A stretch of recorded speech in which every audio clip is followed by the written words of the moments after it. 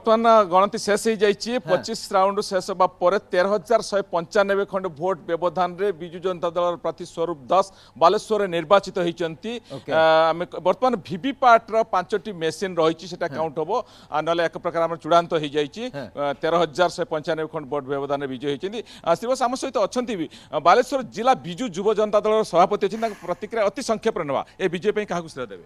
माननीय मुख्यमंत्री नवीन पट्टनायक को श्रेय देवु आमर संगठन मंत्री प्रणव प्रकाश दास बालेश्वर जिलार समस्त नेतृमंडली एवं समस्ते जो मैंने आसी एटी अहर परिश्रम कांग्रेस भोटा रखी पारानी बोली आप जीतिले कि कांग्रेस आज्ञा देखो कांग्रेस दल तो कहला गले आउ नाही आ कांग्रेस भोट कथा नुह आम कांग्रेस ठू बहुत अधिक भोट आम जीतिचु एटी गत थर